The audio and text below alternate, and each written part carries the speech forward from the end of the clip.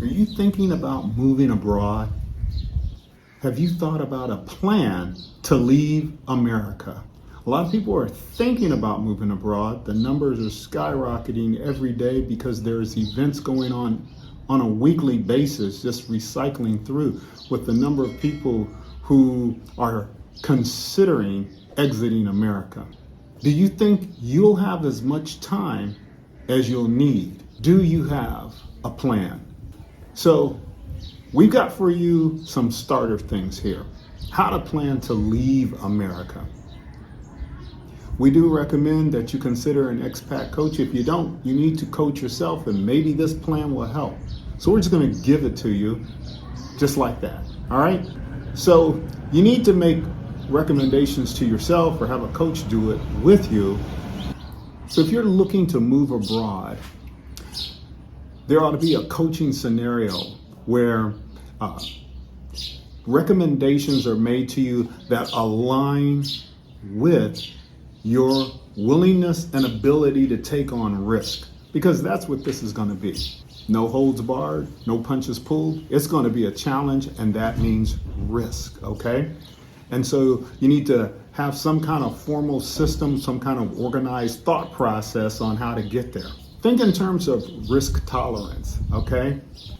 A good expat coach, or you coaching yourself, is going to consider the aspects of your personality type, for instance, your background with moving, how you handle change, especially because there's going to be a lot of change, what your goals are and what your priorities might be.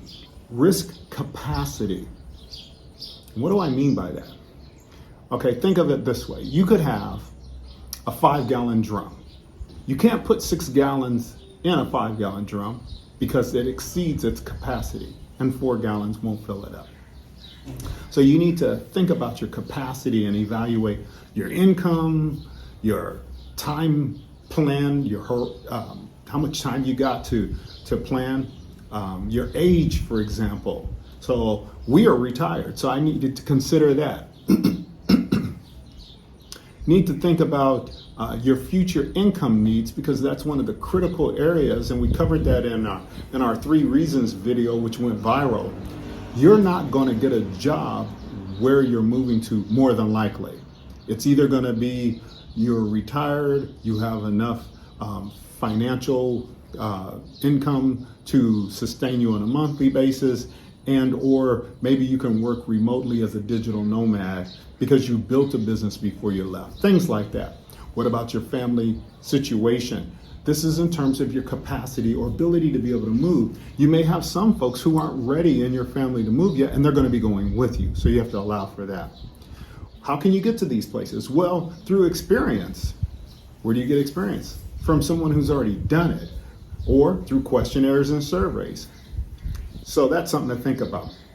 And you need to have a healthy attitude about risk management, because that's the goal, that you're not ignoring the risk, but you realize that you are mitigating, or you have considered it and have a plan B and C if this should happen or that should happen.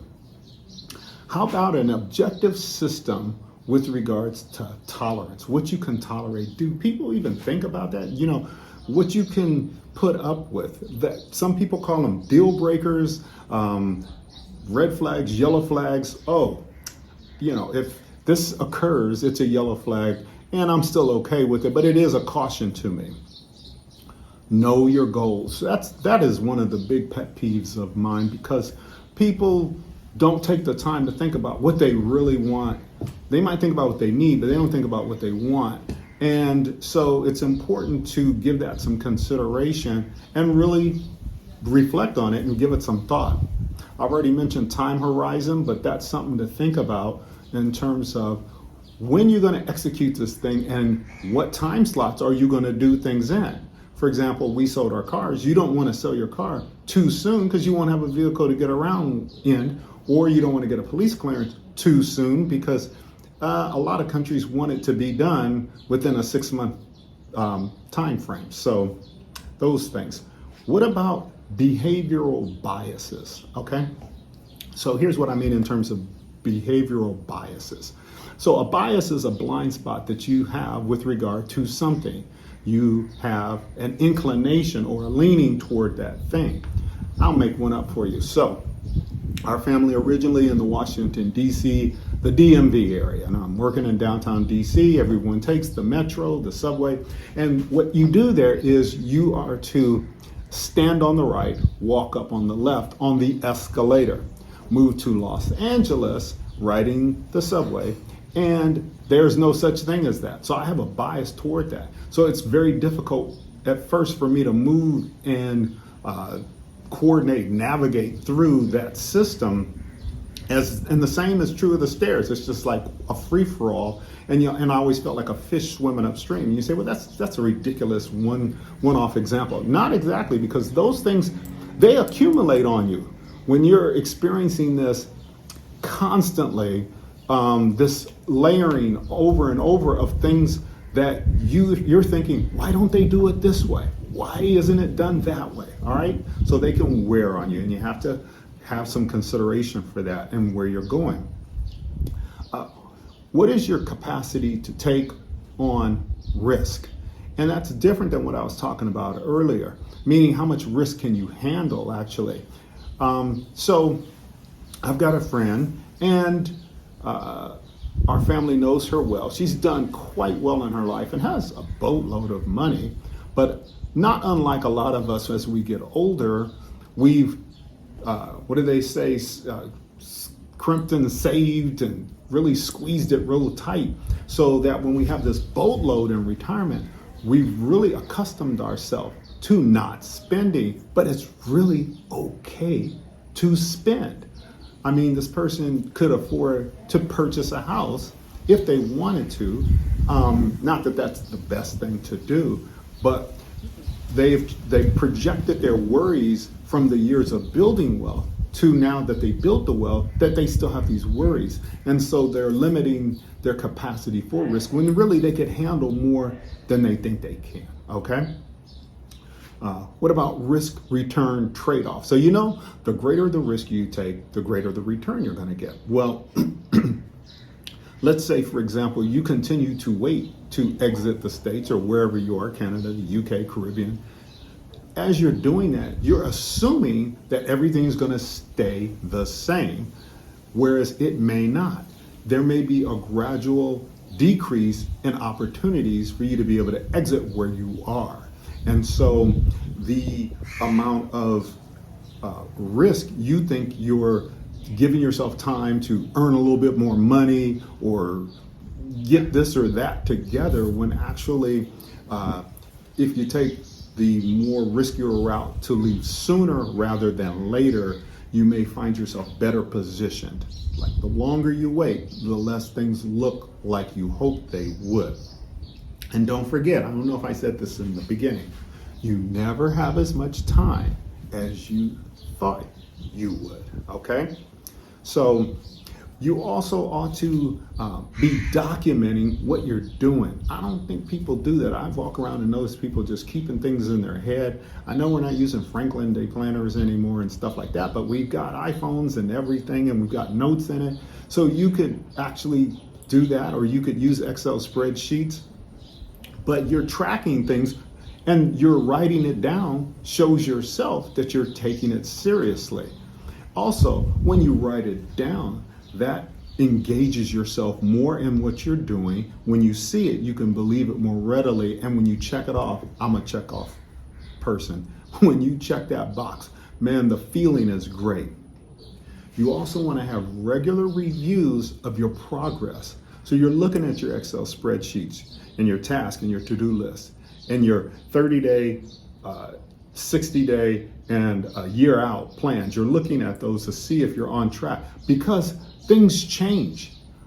The political climate might have changed, where you're going and where you're coming from, because things are changing so rapidly. I know I said that at the beginning of this video. So you want to constantly review things.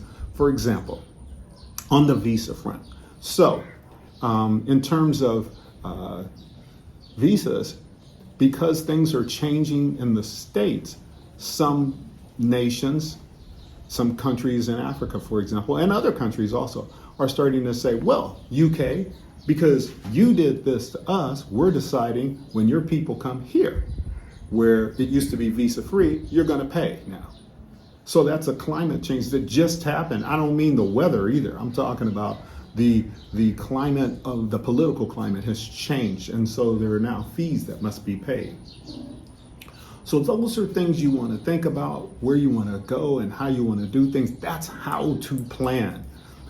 AWM offers complimentary newsletter, research guide, and other complimentary items that you can get that will assist you. We also have for individuals who just want it in book form. We've got an ebook that tracks us leaving Los Angeles all the way to East Africa, first in Rwanda, then down to Tanzania and Zanzibar. And it's explaining a lot of the details and things that we face. We offer a group workshop via Zoom, 3 easy steps to moving abroad. That is our premier offering. You can come and investigate that. And lastly, we've got monthly membership tiers, okay? These are constantly updated with new material. You can go to one level, which includes our travels unfiltered, behind the scenes, beyond the regular videos that we do. Also, at the next tier, you're going to get the masterclass Moving Abroad online course. That means we put it together in a nice curriculum for you. You get VIP access to us, as well as you can get questions and answers monitored by us, and we'll provide you with that information. Lastly, we are going to have coming sustainable income or business, which is coming soon. So lastly, I want to ask you, do you have a plan? Let us know down in the comments. What is your plan? And what's missing from our list? What have you thought of that we didn't think of, or that the people we've interviewed and surveyed thought of? Put it down in the comments. We've got links to everything you need, and they're down there in the description. Thank you. Awaken with Mark is a channel that is charting the journey of our family. It's what happens when an African American family relocates to the continent of Africa. And I'll tell you what happens. We start winning. That's what happens.